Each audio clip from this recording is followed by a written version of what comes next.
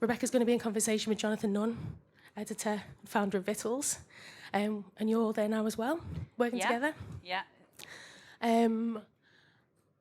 Yeah, I'm so hot, forgive me. So basically, and overexcited, our guests are going to talk for about 40 to 45 minutes. There'll be time for questions afterwards. If you want to send questions from out in the world to me, Sam will send them to me, and I'll ask them on your behalf as well. But we'll go around the room, so give me a little wink, give me a nod, and we'll get around as many of you as possible. And then Rebecca will sign some books, and we can have a drink and celebrate. Housekeeping, fire doors the doors, as ever. There are wine glasses everywhere, so be careful, please. Make sure your phones are on silent, but feel free to tweet about how brilliant the event is all the way through if you like. Thank you for listening to me, and let's hand over to our guests and wish them a very warm welcome and a thank you. Thank you so much for being here. Cheers.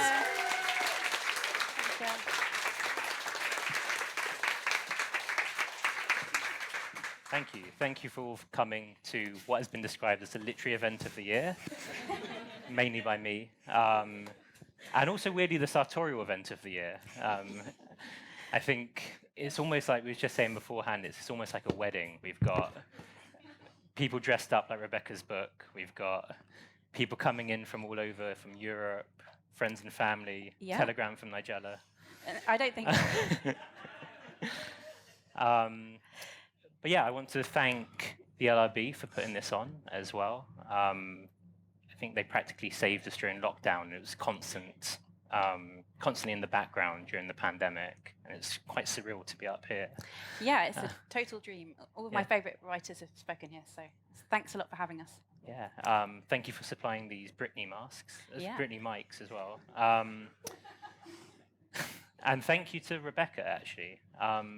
I think I first read this sort of little marvel of a book, I mean, it must have been 5 months ago when I first got proofs, and I think I read it once and it immediately had this transformative effect on my writing. I think I couldn't write the same way about food again after I had read it. And I think Rebecca says that she wants to blow up the kitchen, and I think what you're going to see is this very slow detonation after this gets released of people reading this book and changing the way that they write and think about food.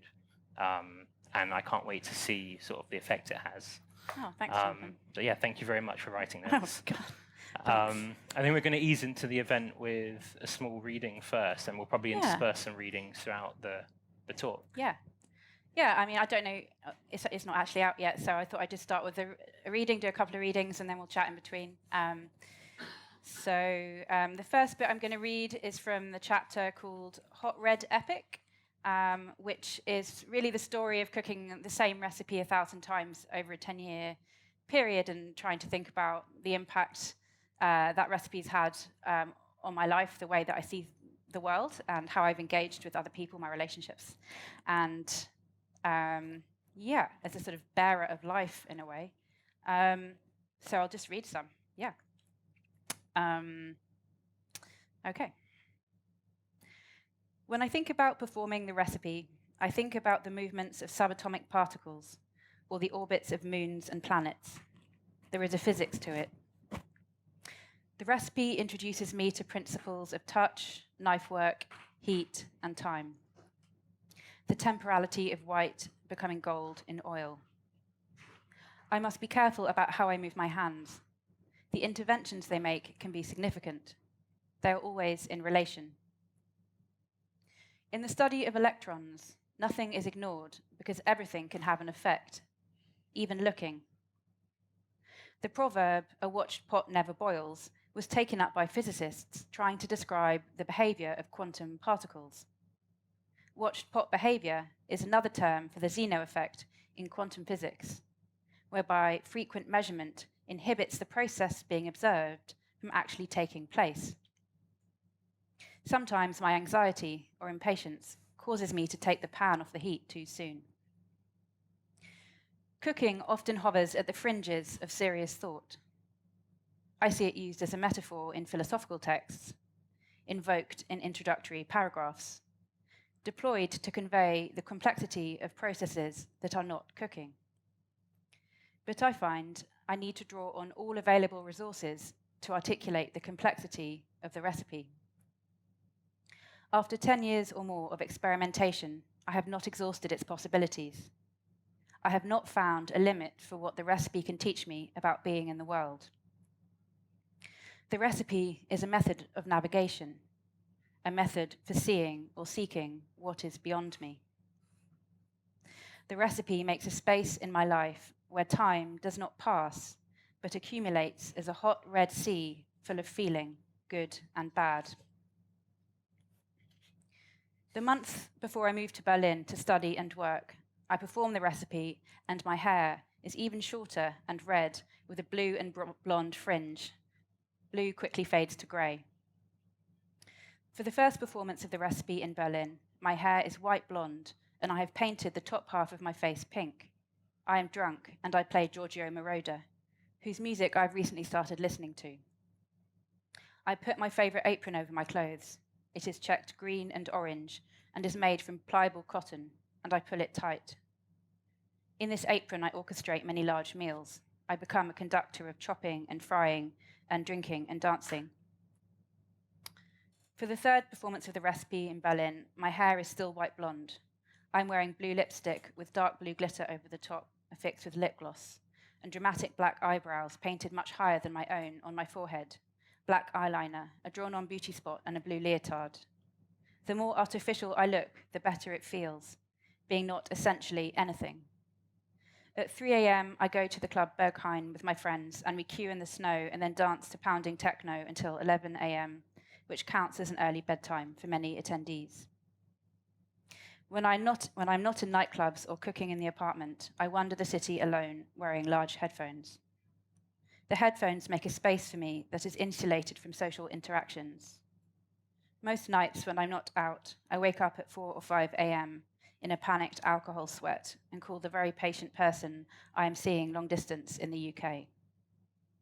Apart from my Norwegian flatmate, with whom I spend most of my time, a philosophy graduate I recognise in a nightclub, the owner of a fashion store I work in, and a customer whom I befriend, the only people I speak to are those with few enough boundaries to make it past my headphones. The philosophy graduate picks the meat from a chicken I have cooked and talks about an ex-girlfriend and throbbing gristle and who he wants to fuck now. He's sure they'll be out this week. When we have drunk everything in the flat, we leave to be in the perfect and blessed light of Berlin nightclubs, where I dance until the makeup runs down my face. A tall and beautiful man called Vladimir is on the door of the club that becomes like home for a short, sweet while. Peaches sings Fuck the Pain Away from a podium with her pubic hair spewing gloriously from her sequined leotard. 3 packs of Gauloise cigarettes are handed out to everyone. A French man with a moustache called Charlie Lemindou is shaving heads for 15 euros in the basement. We exit at 4 a.m. to eat a kebab and then go back in to dance again, or perhaps onwards to Berghain. Every dance floor is an ecstatic exploration of our desires, our bodies. The 200th time I make the recipe is a kind of madness. Cooking becomes a social support I lean on too heavily. A German teenager in my literature class at the university manages to strike up a conversation, declaring her admiration for my tight red jeans. Unprepared and taken aback, I give a freakish and exaggerated performance of social courtesy and promise to cook a meal for all her friends for her birthday at my apartment without asking my flatmates. She is local and lives with her parents and treats the occasion as a chance to go wild. I feel hysterical as I serve food to dozens of people I've never met, who flood the apartment, play music I don't like, and intrude on my flatmate's private space. I find out that I do not like the girl whose birthday I am hosting, that I do not know her at all. We do not really speak again after that night. Even worse, I make a fatal substitution in the recipe, not anticipating how differently the ingredient would behave. The thought of all these strangers eating the manic bad dish haunts me painfully. When the temperature is so low that the cold burns my face, I buy a bag of oranges from Lidl. I take one out. It is an orange against drinking and against the lost feeling I can't shake. I buy the webbed bag of fruit as a tonic, as a way of following advice that I have not received for years. It is a way of following my mother's advice, even if it has never been given. A dream of good advice, which I plan to absorb with each segment. I peel the orange hopefully, like it will be a doctor, an oracle, a cure. But when I gaze, full of hope, into the wet orange flesh, it moves. The orange flesh moves, wriggles, and is alive, and I'm not hallucinating. The orange is full of maggot larvae. The oranges are the birthplace of decay, whose life was throbbing evidence against mine, and I scream and throw it against the wall in the kitchen, and it splats and sprays orange juice and larvae all over, running into each other in drips down the wall. I have never been more shocked. I eat no more oranges that winter. In London, I make the recipe, and my hair is short and bowl cut, dyed deep burgundy red. Then I dye it black and shave an undercut too. When I cook, as when I walk around the city, I wear a long black blazer over buttoned-up shirts with black platform boots. My lipstick is bright orange or blue or black or purple. Any colour but red. However, while I love clothes and makeup, I'm beginning to use them like a carapace, a hard shell to protect myself from other people, from the vulnerability of intimacy. I set too much store by appearances and control mine too tightly. Cooking is the tool I use to draw close to other people, though closeness makes me anxious. Cooking is how I manage closeness. Sometimes it can go wrong, like the stranger's birthday party in Berlin. Cooking for someone is not always an appropriate response to meeting them, but sometimes it's okay. For the 240th performance, 4 years after I first make the recipe, I make it for you. Quote, "At least there is that you, which is every beloved, which constitutes itself across difference and species and the whole of life. You is eros and caritas, all mixed up in a word. It is also the stranger who any of us might be, and in that the only law is probably love, and that the violation of life anywhere is the violation of life everywhere, and in that no one is free until everyone is. You is what everything in the world is staked on, including yourself." That's Amboya. "You teach me about cooking for every other. You teach me about that you. You are almost a stranger. We haven't known each other long, but I stake myself on cooking for you. You tell me that some ingredients disagree with you. There are certain things you cannot eat, but you can eat everything in the recipe. So I make it for you once, and you love it, and then I make it for you 100 times. Years later, you say you would like to eat the recipe as your last meal." Sorry. "And that sometimes when we are apart, you type," oh shit, sorry. I'm crying. "You type my first name and the title of the recipe into an internet search, which of course doesn't turn up anything useful. When I'm thinking about what to cook for you, I return to the recipe as a meditative practice, to the beginning of what I know you can eat. Your appetite changes the recipe over time. I ask what else you want. I change the recipe to make something that is new and also the same. For the 365th performance of the recipe, I add things that make it sweet and sour and spiced, and serve it with lamb patties to evoke a meal we ate with our friends by a river several summers before. Now we are in the city, and it is not warm, but when we eat that evening, we are drunk by the river again. Here again, here again, here again, the recipe becomes an ensemble performance." That was great. Thank you, Rebecca. Sorry for that.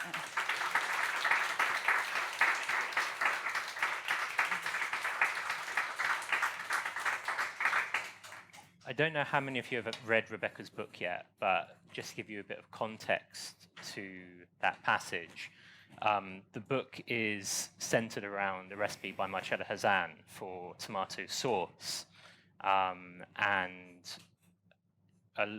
much of that chapter is about the repeated performance of that recipe 1,000 times, and over those 1,000 times, Rebecca changes, your hair changes, your clothes change, your friends change, the city you're living in changes, the kitchens change. Yeah. How did you come across? Well, how did you start framing the recipe as a performance, and why did you do so? This chapter changed so much in its genesis. I went through lots of different sort of stages in my own mind. Kind of really early on when I panicked, I was like, I've got nothing to say about recipes. There's nothing I could say. And then a few years ago, I had various bits of writing about this recipe and various notes, and it kind of came up again and again in my own mind when I was thinking about cooking, and it's always been a sort of... When I first made it in 2006, it kind of established a sort of grammar for all cooking that followed for me. It was a sort of... it transformed my engagement with the world, which is not me in a way, which is the things that are not me, because it showed me the depth of things. So in this case, ingredients, and the way that the recipe operates is that the things are slowly transformed through time and the processes that you apply. And then I sort of developed a more inquisitive approach to ingredients. So this sort of underlying or underpinning grammar that recipe taught me then became the basis for sort of, you could say, speech or engagement with food as a language, as a sort of mode of expression. But then in early 2020, I gave a paper at a conference at the RCA about writing and performance. And I was proposing the recipe as a performance text because, a question that I often think about and that I sort of talk about in the book quite a lot is, where is a recipe? Where does it exist? Because the text of a recipe is neither its origin nor its terminus. It's a sort of annotation in between performances. And so I knew I was going to write, I wanted to write about that for this paper. So that was, I guess, 2019. I sort of began conceiving of it formally in that way.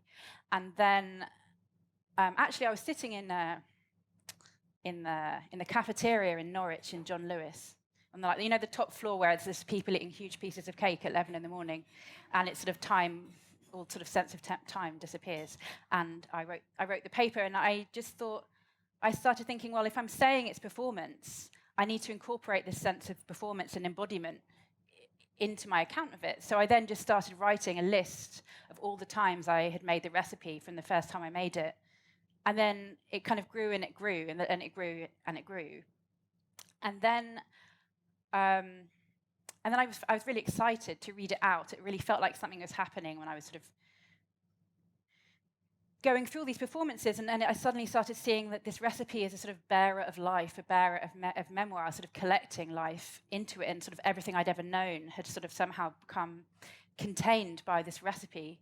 And then I sort of began to bring it, when I was writing, into dialogue with the Odyssey, which I spent a grindingly long, stressful time doing a PhD about a contemporary German rewriting of the Odyssey, a wonderful poetic text by the writer Barbara Köhler, who very sadly died last year, because she wrote a contemporary rewriting of the Odyssey in which she centers Penelope. So Penelope is Odysseus' wife in the Odyssey, and weaving is her labor.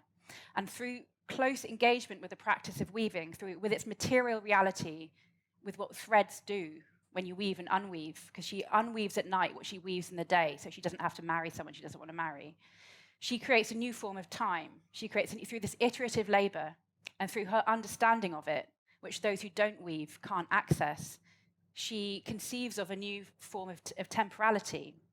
The time that she creates through this unweaving at night keeps her safe, keeps her protected, and becomes a sort of, well, it's amazing. It's a sort of form of genius, really. And then I was thinking, like, why am I not... I'm applying this sort of I don't know, years of my life to thinking critically about Penelope's weaving labour and the sort of form of thought that this gives birth to and the sort of temporality that she creates through this. And like, why have I never applied this attention to cooking? Why have I not brought my critical mind into the kitchen? And I've spent years trying to investigate the relationship between like language and the body. Quite often when you're studying, it's like when life and all its exuberance passes into language, it's kind of experienced as a kind of loss. There's a kind of normativity, there's a sort of hollowing out almost, something I struggled with for a while to sort of think about that. But then when I thought about the recipe text and cooking it 1,000 times, it helped me understand how actually you could return life to language through this iterative practice. If you cook the recipe 1,000 times over a 10-year period, you're returning the body and life to language over and over again through that animation of the text, through living and performance. And also sort of bringing life to the recipe as well, because I think lots of people, it seems to me like what you've done is a really amazing way of sort of dealing with people's ambivalence over the recipe as well, because either ambivalence or like outright hatred of the recipe, because there are people who sort of boast about like, I never cook from recipes, like don't do that. There's a lot of anxiety and irritation and anger around the recipe that seems to come up. It comes up. I watch a lot of TV cooking shows, and people often feel, I think, resistant to admitting to using recipes. It's almost something that people feel that they have to admit. And then the New York Times, one of the New York Times editors, wrote a no recipe book, which I write briefly about in the book, which is pictures of food with lists of ingredients and then instructions. But he doesn't give you any quantities. It just seems like really irritating. It's just a bad recipe. And also it underestimates the reality of how people use recipes, because the recipe, as I just referred, the recipe text, try as it might, unless it's some kind of extremely elaborate French patisserie, perhaps, doesn't have authority in the end. You take the recipe into your home, you engage with it, how much time you have, what kind of ingredients you can access wherever you are, what's in the cupboard, whether you hate something that's on the list of ingredients, whether someone you're cooking for, they hate something, whatever. So it's the text is not the recipe ultimately. It comes into a sort of different form through practice, and I've had my own ambivalence towards recipe, and I felt this need to say, I cooked that recipe, but in my own way or whatever. And the need to state one's own authorship, one's own authorial intervention in the cooking process, which I also understand. There is. I think it's important that it's not an either-or situation. It's not either you invent something or you're following a recipe blindly. It's a siren text. It's a collaboration. It's always a collaborative event. When you cook something, it's always a participatory text. There's more than one voice speaking. We're always relying on the knowledge and labour of others before us and around us.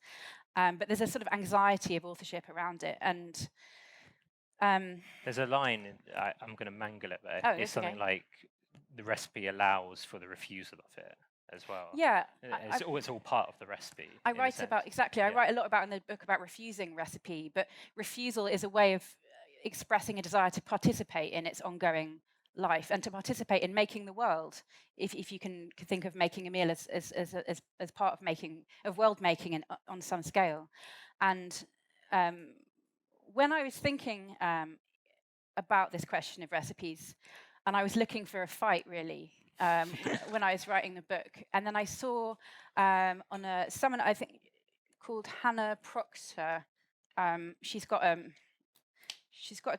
newsletter. Yeah, Hannah Proctor. Well, then she's also got another name. Anyway, hannahproctor.com. She has a newsletter about psychoanalysis.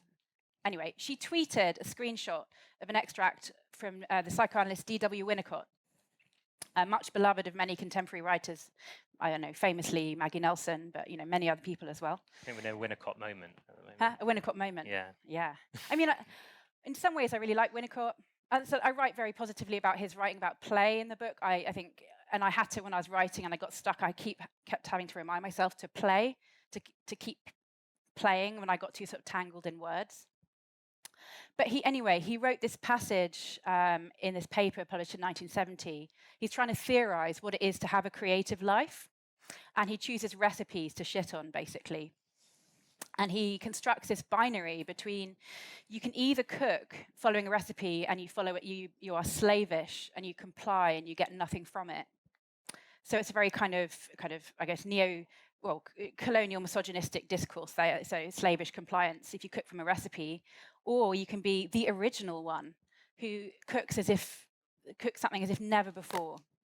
But in a sort of deep irony, which I don't know if he's aware of, but one imagines he must have been, but I don't know. He chooses a sausage as the ingredient to write about. As a psychoanalyst, it's sort of it's like the most phallic food object you could ever hope to find, really. And he chooses Mrs. Beeton's sausage recipe, and then so for me, like Mrs. Beeton, in sort of the British psyche, is like the mother of all recipe writers. So you've got this amazing like Freudian triangle here. And he wants to have an authentic, original, unmediated encounter with a sausage. And he doesn't want Mrs. Beeton interfering with that.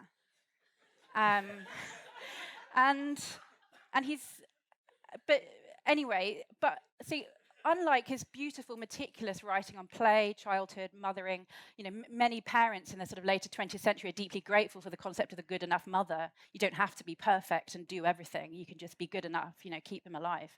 I'm not a parent, I don't know, but anyway. So when he does that kind of work, he's painstaking in allowing his analytical subjects to sort of gradually arrive at the conclusions of the outcomes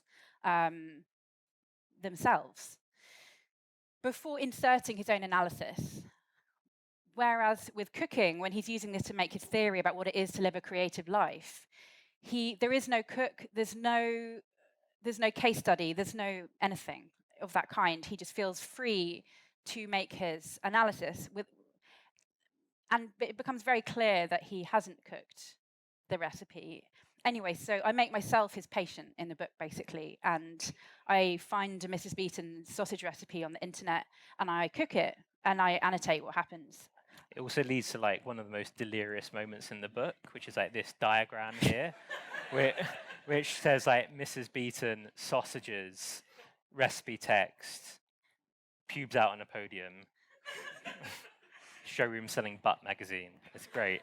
Oh, I was really pleased to be able to rhyme Butt magazine with Judith Butler, which is very whatever. Anyway, I did in a very cliched way. I worked in a shop called Temporary Showroom in Berlin. It was 2007. It was another time. Anyway, do you want to go into reading? Yeah, I'm just going to read you my annotation of cooking Mrs. Beeton's sausage recipe. It's slightly nuts. It's just directly transcribed from my diary when I did it.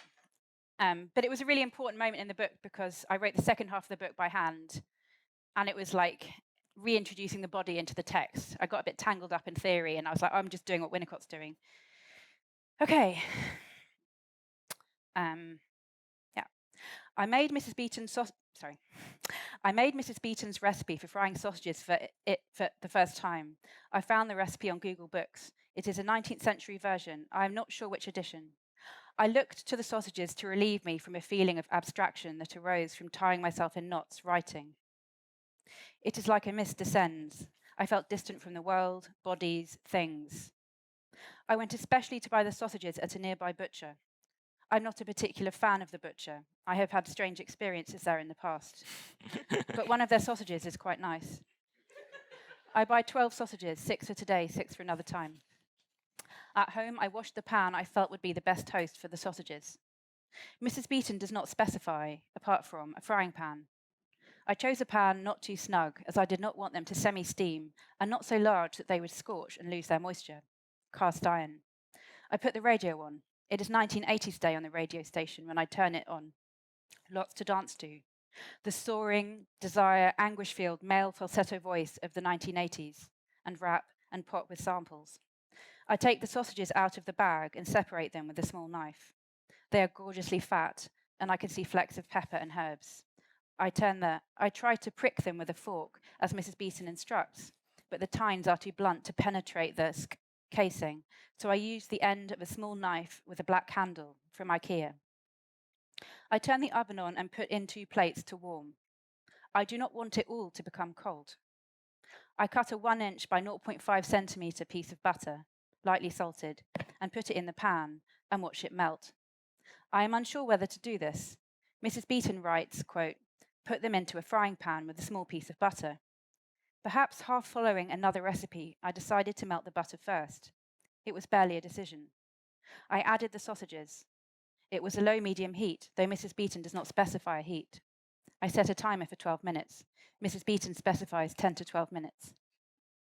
The music keeps interrupting my attention. Perhaps it is my return to things, flesh, the world. I can't stop dancing. Shaka Khan, I Feel For You comes on.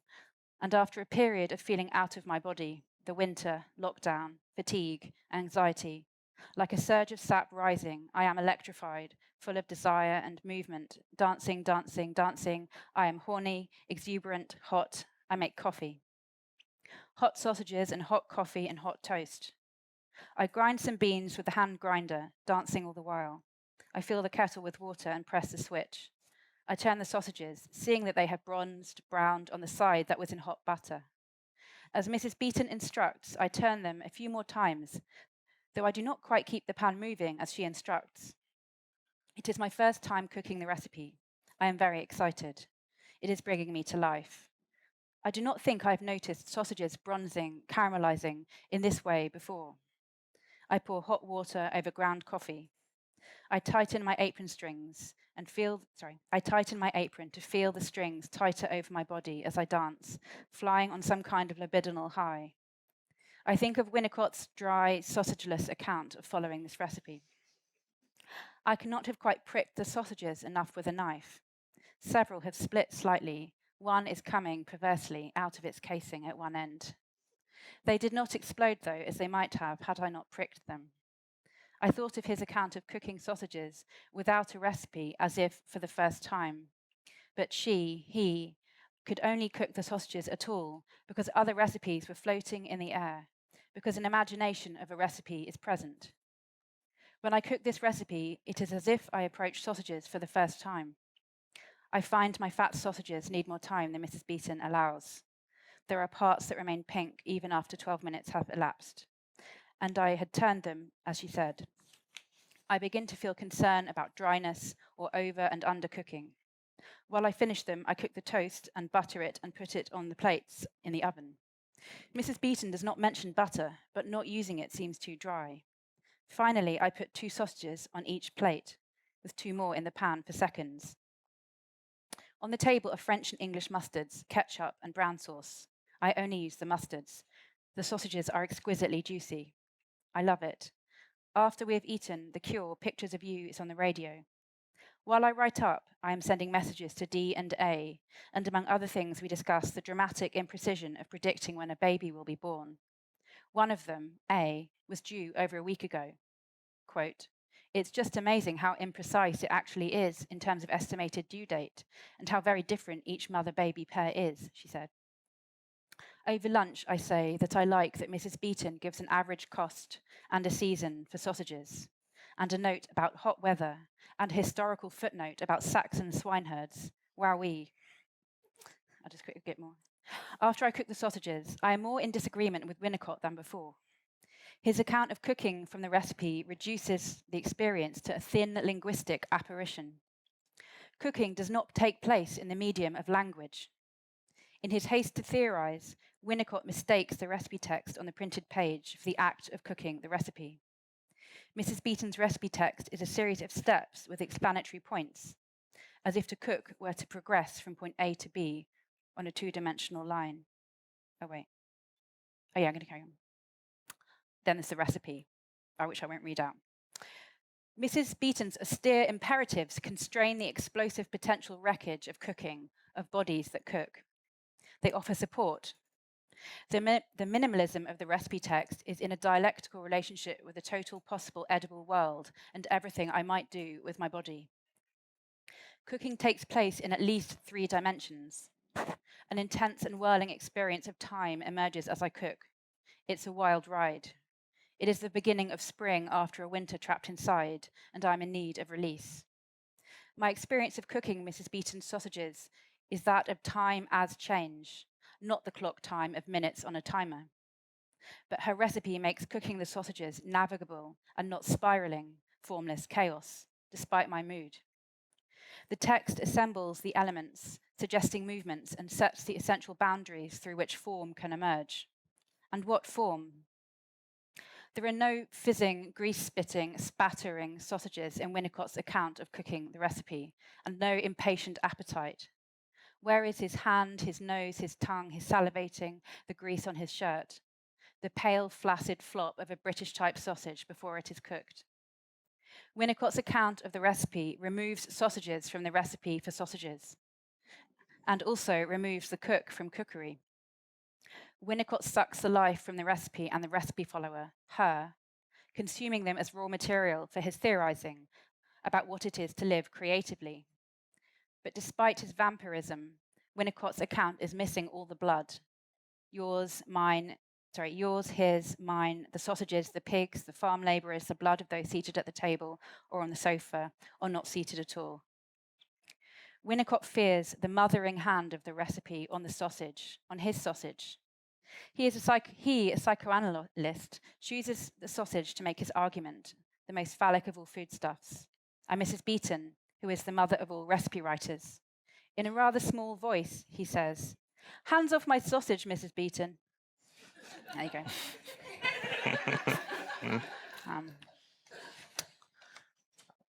Yeah. In the book, this is written in a different way to everything else as well, because it's your account at the time. Yeah. It also feels a bit like hexameter as well when you read it like this. But I want to go to the subtitle actually, which is An Epic in the Kitchen. Yeah. And there's this, I guess, tension between, I guess, the epic as this like masculine form with all that history behind it, and what you're trying, and I guess the kitchen as a domestic and female space. How do you come across? Well, how did you come up with the title An Epic for the Kitchen, and why was it important for you to reframe the book as an epic? Well, the subtitle is a late addition, but I bet the more I wrote the book, the more I became engrossed in what I was doing, and as a form of epic, and I thought it. I guess. Well, I guess in sort of literary culture and scholarly culture or whatever, the epic is often framed as a journey through which knowledge is discovered or found out. The human subject undergoes development, and as I was writing about these many performances of the recipe, I thought, well, yeah, cooking the same recipe 1,000 times over 10 years is a form of epic in the sense that I've developed as a subject. My understandings of language and the world have shifted through that time in a way, I suppose, akin to what I was reading about was happening in the Odyssey in my academic studies. And I found it quite helpful in a way to imagine what kind of epic, to imagine myself as someone on an epic as part in the writing process, as a way of kind of giving value to labor that's often overlooked, not recorded, not written down. Even when I was trying to sort of imagine the history of the recipe that's at the heart of the book, which I came across the recipe in a newspaper article because it was a chef writing about what she cooks for people when they come round, and she was, it's Marcella Hazan.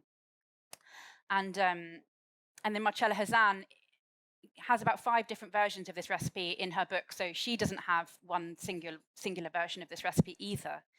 And she also makes a reference to the historic life of this recipe in a slightly mystical way about hand cart pulling labourers taking ingredients into Rome at some unspecified time in the past. But maybe pre-industrial. Some of them had horses, but maybe there were also horse carts post-industrial period. I don't know. Maybe I'll ask Rachel Roddy, who's here, but no pressure. Anyway, so this recipe appeared to have a sort of a deep and slightly unknown past. And yet, whilst I was sort of thinking about this, and I was also then reflecting on having studied the Odyssey, and the fact that there are sort of libraries of literature and research devoted to the origins of the Odyssey and the many iterations it's had over centuries, over several millennia, and scholarly volumes devoted to the translation of the Odyssey and Odyssey translation practices, schools of thought, etc., approaches, especially in light of the 2017, this fantastic 2017 translation of the Odyssey into English by Emily Wilson, the first time it had been translated in full and published by a woman into English, even though there are dozens and dozens of translations by men previously, because it was a kind of an elite sport doing Odyssey translation. I was like, why are there not, this one recipe could have a whole library of research devoted to the lifetimes it's inhabited, the many different, all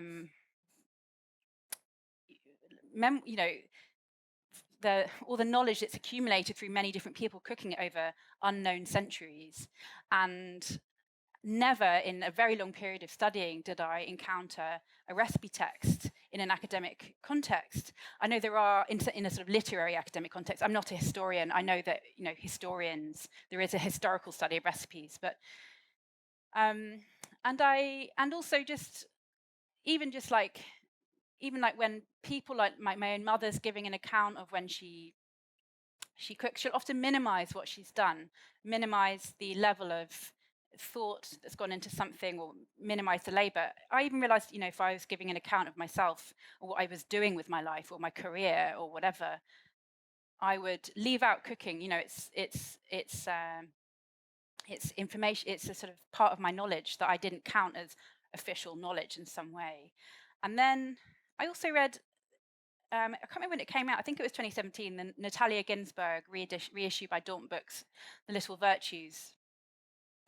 And there's a bit in there where she's trying to write, she's got kids, her partner is doing important political work and stuff, and she suddenly has this kind of revelation when she's making tomato sauce, where she says, she realized she didn't need to try and write like men, I suppose, in a sort of a way of writing that was formally regarded as serious, philosophical, political, etc. She could write from the position of someone who makes tomato sauce, and that was a position that was valid and important, and that she knew things about tomato sauce, and then that was part of what was valuable about her voice. And so I've gone on a very sort of perambulatory thing there, but I found that very exciting, because that text I think she wrote that in between the 50s and the 70s. I can't remember anyway, but I just wanted to make a space for these very small movements, these sort of daily practices that so many people have, and sort of understand them as valuable, and also understand them as participating in big philosophical questions, if one wants them to, about all the questions people like, I don't know, Derrida or Theodor and Adorno and Horkheimer and other people are investigating. What is language? What is the body? How do these things relate to each other, etc. Like why we could be asking these questions through our culinary practices as well. The sort of hard boundary between the kitchen and the intellectual space is one that I felt was sad. And certainly, maybe other people haven't experienced that, but that was my experience of education anyway. You make it very porous in I think across the book, like you sort of find the space between them and like make room for those ambiguities. It's like really an epic about ambiguity in a sense. You sort of look at these binaries, whether it's sort of pleasure versus labor, sort of Nigella versus Martha Rosler, why was it important for you to sort of knock those binaries down? I guess that's a big question, but well, I guess it just didn't feel real. It just didn't feel representative of of life, and it felt very problematic. The exclusion of labour of care, labour of cooking, as one form of many of these forms, the exclusion of that from many discourses feels deeply problematic and politically problematic as well, both from a sort of the pleasure of literature and thinking, but also in how we conceive of what's big ideas or whatever, Just conscious how we're doing on time, because I think we could talk for a very long time. Yeah, I did a lot of reading, sorry. Yeah, should we go for questions? Yeah? Has anyone got any questions? It's okay if you don't have any questions. If you don't have questions, I we can can do keep more reading, talking. that's okay. Yeah. I've got one from the... Okay, I can see if you Was have there as someone... well. Oh, okay. I've got this one here. We will come back to you on this one, but we'll go you and then you, yeah? Hiya. Hi. I am really interested in, did you know when you started cooking the recipe that you were going to do it that many times? I mean, did you set out, was it only at that moment you've talked about that you suddenly realised that it was a practice? Which moment that I talked about? Sorry, you were talking about the moment where you started writing a list of the times that you'd cooked it. Yeah. I think I've been coming... Oh, I've got a microphone already, yeah. I was waiting for it to come. I've been coming at it through lots of different ways over a long period of time.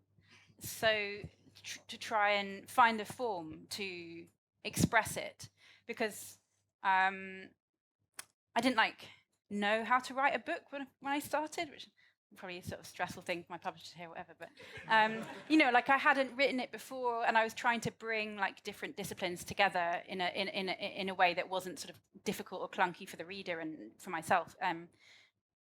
But so, for example, I used to be in a poetry group with some friends, and I wrote quite a few poems about cooking, trying to understand cooking as a form of articulation and the sort of the expression of vegetables, and sometimes I incorporated recipes into those poems and read them out, and I repeatedly throwing myself at the question of trying to understand what this knowledge was and what it was doing. In 2015, my friend Jen Kaleha, who's a writer and translator, she was literary curator at the Austrian Cultural Forum, and she asked me for an exhibition to translate a short story into a recipe, which I did, and then I cooked the recipe and gave it to people, and I made an installation about it. And so I guess, I had made lots of different oblique attempts at trying to kind of understand through writing what was a recipe, or how did I engage with it, or what knowledge it had given me about all sorts of different things: self, other, friendship, language, embodiment, all sorts of things. And I guess, you said at that moment in that recipe when I was trying to write the list, I just knew that every time I tried to think about what I knew about cooking to myself, I came back to this recipe over and over again. And it's a story. If someone asked me what recipe was a recipe that I don't know, that I liked or I thought about, I just returned to it in that account of myself. And then and it kind of pops up various points. I had a sort of, the first space I ever made for myself to do personal writing was just a blog called Dinner Document. I started in 2011. I was very depressed. I was sort of almost dropping out of my PhD, very low, just feeling awful. And I just started documenting what I'd been cooking. And very slowly, by making that space for myself, and it didn't feel too conspicuous as a form of writing. I'm just recording recipes. I'm not trying to write, don't look at me, sort of thing. I gained confidence and started experimenting. Anyway, that tomato sauce, the tomatoes thing comes up quite a lot, or a few times in that period as well. But I don't. I've given you about 3 different responses. Sorry. I guess it's important for that recipe to be just part of your life as well. Yeah. I guess maybe it changes as soon as you start self-consciously writing about it, and this is the recipe, rather than just a recipe that you cook for your friends. Yeah, it was. I guess it was part of the fabric of my life. So I suppose the epic was sort of revealed through the process of writing as such, if you know what I mean. I didn't understand it in that way in the moment, but it was something I returned to over and over again and was really important part of lots of relationships. I mean, there's a lot of yous in the book. I was so fortunate to receive I'm on the Anne Boyer newsletter, and to receive this one where she had this paragraph about a you, because I wanted, relationships are a very important part of the book, and I wanted it to be quite horizontal. I wanted to show the erotics and the intimacy of all relationships, not have a hierarchy. And I found the device of the you really, really helpful, and I was to sort of have that across the book. And so there were various more prominent yous than others, but I wanted to show also how that recipe had changed through relationships as well. Sorry, yeah. Hello. I have a question, and it's about your writing about aesthetics and kind of personal aesthetics. And I know you worked with fashion and fashion writing earlier, and maybe when you're in Berlin, you're very conscious of your appearance. But I wondered whether you would necessarily write about that now, or if you were in the future to write a book. Because you're wearing a very lovely outfit. Thanks, Sophie. It's all right. But obviously you're very aesthetic today, and I know you are generally. You've seen me as a true grub. Yes. Well, I would never say that. But I wondered in future writing if you would, whether it was a kind of shell, that aesthetic and that hair are changing, and the kind of dissociation within that, whether that was about your youth or whether you would still consider writing about that, or if it doesn't matter anymore and you're grown up and it's fine whatever you look like. Oh my God. I think It's a big because- question. Your life is over. You're on the stuff. You're not. No, I don't mean you that. will never. I'm going to cool pass again. this mic away from myself. Thank you.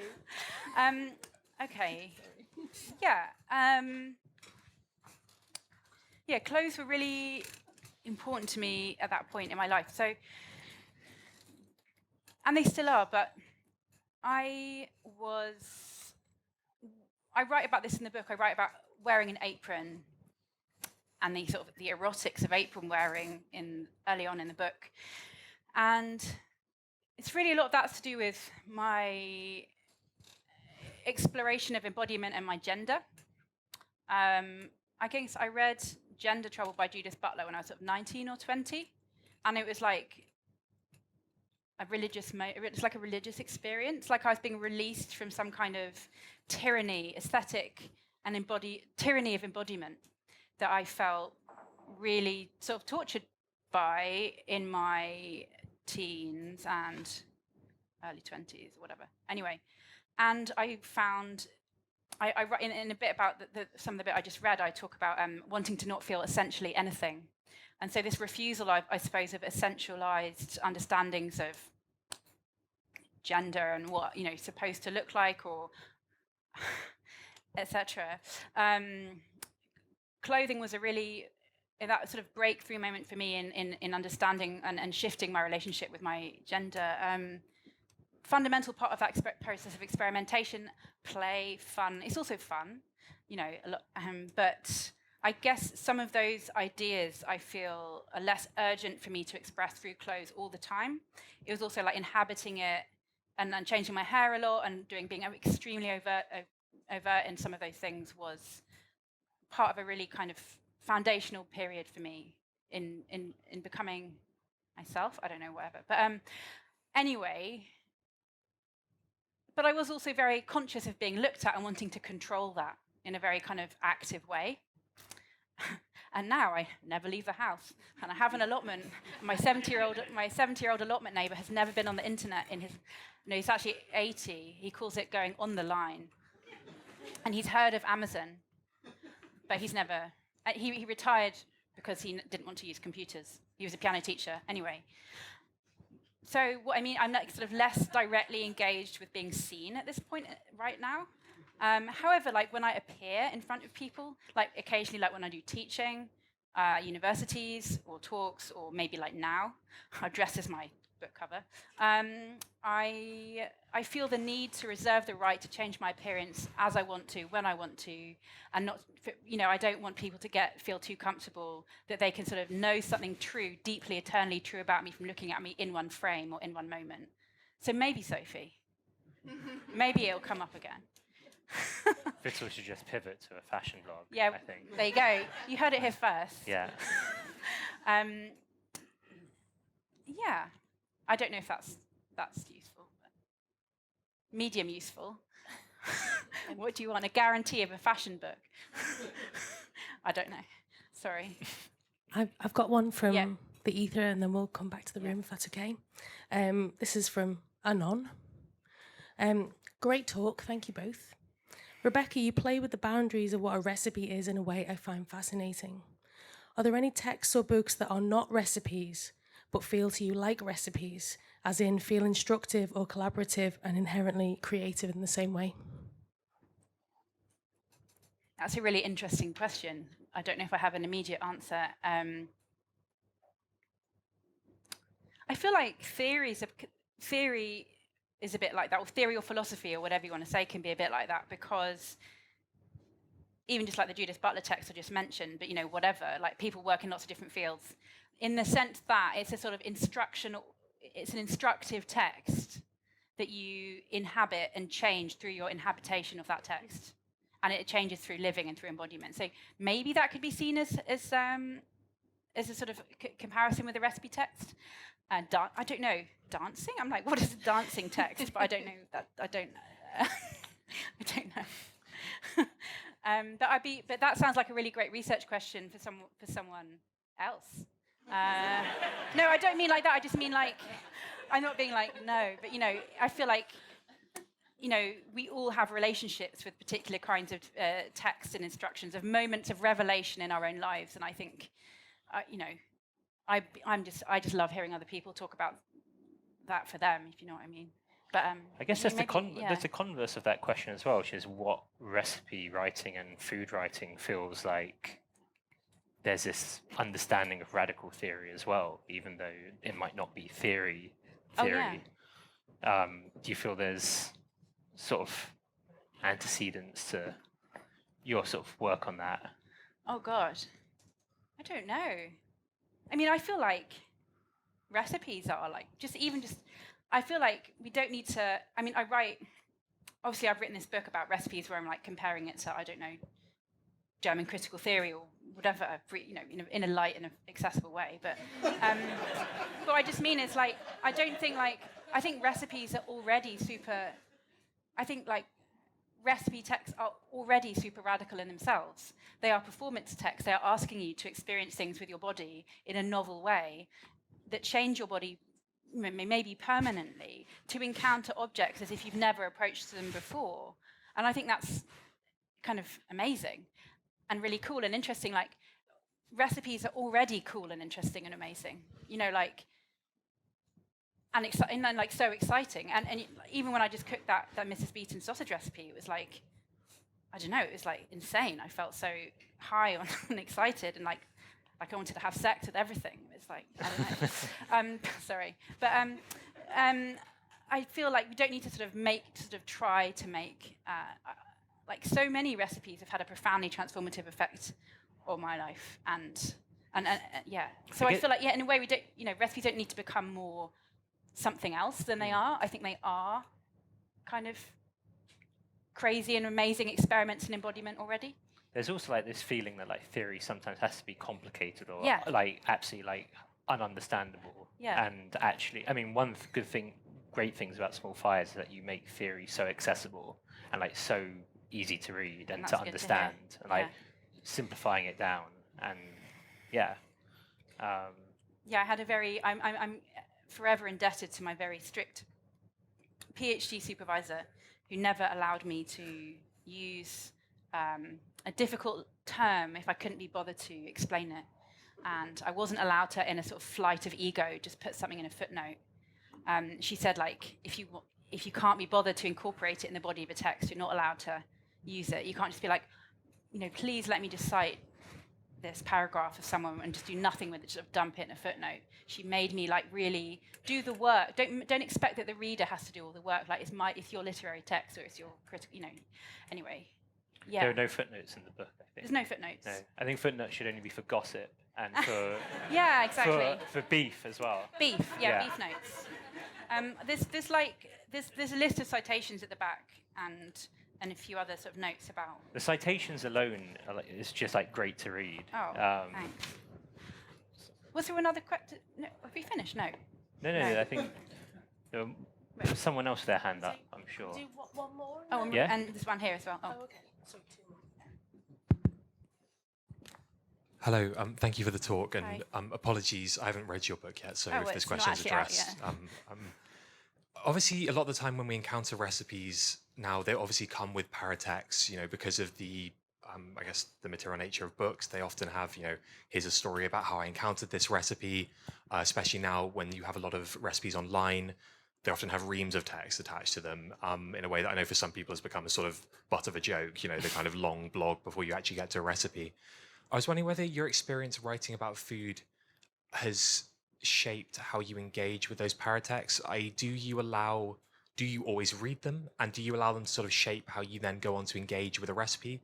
Or are you the type of person who scrolls past the sort of 12 paragraphs about someone's grandma and then just gets to the quantities?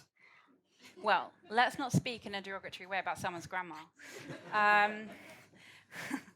But it totally depends. I think part of that massive amount of text that you have on a lot of recipe websites is to help with SEO, search engine optimization. For those, I'm not particularly technologically advanced, but anyway. So sometimes I'll read it and sometimes I won't. It literally depends on the situation. But often I'll really enjoy reading. I could really enjoy the footnote about Saxon swineherds in the Mrs. Beeton sausage recipe. I felt like I learned something, and it really depends. But I think it's I think because recipes have a use value, there can be this slight attitude from the reader that the recipe should be delivered to them in precisely the way that they want it. But obviously, if it's someone's recipe blog that they're doing basically free labor often, or nigh on free labor, they can do whatever the fuck they want, and maybe someone will have the time to read it and appreciate it, maybe they won't, but maybe it's an important part of their writing practice that they do that, and then maybe that will lead to writing a book or whatever. But it depends on the context, but I often love, it can really help you feel like you're embodying the space of the recipe, or if you're trying to inhabit what the meal is in some way, or maybe there's just some kind of weird piece of information that's kind of entertaining. In the book as well, you come to the same recipe twice through different authors with different paratexts as well, because you come at through Marcella Hazan, but then you also come at it through Ruth Rogers and that's a really good point. And Rose Gray. I do actually analyse the paratext in the book. I forgot that. And actually, come to think of it, the Ruth Rogers paratext is why I made the recipe when I first encountered it, because I've never been to the River Cafe, and neither has my mum. We don't live in London, and it's like a faraway, glamorous place. Anyway, but my mum had some of their books and cooked some memorable meals when I was growing up, like special occasions from the books. But Ruth Rogers said that when people come round, they always expect her to cook super fancy meals, but she makes this tomato sauce recipe because it's the best that there is. It's the best recipe there is. And I think I was 19 at the time, and this person who my mother revered, she said this is the best recipe there is, and it involved a tin of tomatoes and garlic and a bit of oil, and so it was accessible to me. And so in that moment in my life, that was accessible to me, and so that's why. So the paratext then was key in its accessibility to me in that moment, and why it was alluring to me. Yeah. So that's Get your publishers to take you to the River Cafe, by the way. Have to maybe when we sell out some print runs. Yeah, I think that because they have hot pink there, so it's okay. completely on theme. Yeah. Who took you to the River Cafe, Jonathan? No one. But yeah, get someone else to pay for you, is like my advice. Sorry, Anyone I else? think, did you have a question, Rebecca? But we can also finish it. Squeeze you in. Squeeze you in. Thank you for such a wonderful event. I'm just quite interested that you are kind of writing out of, coming out of, going into this really exciting moment in food writing. And obviously, you know, Jonathan being here is very representative of that, everything that they've done with Vittles, you know, people like Ruby Tando, there's much more than I can say. And I'll just be really interested to hear why you think this has become such a kind of renewed moment for our kind of writing about an engagement with food. And obviously I'm sure there's not one answer, but is there something kind of driving all of those writers and thinkers that you feel is also part of your practice? Do you feel part of that? And if so, kind of why? That was a multiple part question, but you know what I mean. Oh, God. I mean, I think the internet's a big part of it. You know, giving space to experimental publishing. You know, you can try things out. You know, I didn't feel like a legitimate writer. I never thought I would be a writer. I always thought I had nothing to say in my 20s. I was like, I'm never going to write a book or whatever. But because I had that space of having a blog to play around, over time, gradually gain confidence. It allowed, and to be a bit weird, you know, quite often very weird, or whatever that, you know. The internet gave me space to experiment and try things out, and that for me personally, that was instrumental in getting and you know, Vittles. I mean, Jonathan. Well, I guess like the internet gives more people access to like the levers of publishing. There's fewer barriers. Yeah, I didn't have a blog before I started writing, but I did start fights on internet forums about film first and then food, and that sort of gave me a sort of platform to build on. Yeah, it's a really good question. It's something I think about often. I don't quite know why. I mean, I think there's always been a wealth of talent in British food writing, like generationally. I think food writing is quite protean in that it often talks about whatever the theme of the time is, whether that's sort of going back to like MFK Fisher and like a lot of the post-war writers, and this focus on like pleasure and survival and like the sort of joy of being alive almost. I think the themes of our time are being reflected in the new food writing, which is a growing far-right presence across the world, and so making the case for immigration and also immigrants and for people. Also climate change and labour and I think like especially in America, there's at the moment like a lot more focus on production and the labour side and looking at how food intersects with climate and growing and I guess veganism and vegetarianism are a huge part of that. But I think that is maybe one of the reasons why there's a more critical movement in food writing right now, rather than just celebrating the lifestyle of it. Yeah, it's moving beyond pure lifestyle, although pleasure is always part of it. And also, as Vittles does, you know, makes different forms of pleasure visible and different engagements with food as a pleasurable medium in what is often a very difficult, stressful life, tangible and visible. Yeah, I think like if every Vittles newsletter was like doom in like your inbox, which is already like doom, like at the best of times, I think it would be too much. I think there always has to be. I'm just talking about Vittles now, but like an element of levity to it. Yeah, and the reason that we want to change things is so that more people can feel more pleasure more of the time, and you know the systems that inhibit that are bad, and so it's, you know, there's so much you know, especially out the, you know, black critical radical tradition writing about pleasures often been a part of that. I cite Audre Lorde in my book, but she writes about how central the pleasure of food was during a period of racial segregation in Harlem in the 30s and 40s, as a way of kind of keeping joy at the center of looking to the future in daily practices. And I think that's still, important in political movements, to think about joy and pleasure. And I think the writer Sophie Lewis, I can't remember what she wrote or the particular wording of it, but it's about the sort of grand horny liberation of everyone, and a sort of post-revolutionary moment in her writing. But anyway, I can't remember the precision of it, but yeah. I think until there's full liberation, it will always be about pleasure. You're always Yeah. going to have to make the case for it. Yeah. But can we end on that note? Thanks, Rebecca. And on Yeah. more pleasure all the time, horny liberation. I'm up for that. If you want more pleasure, buy the book as well and get Rebecca to sign it for you later.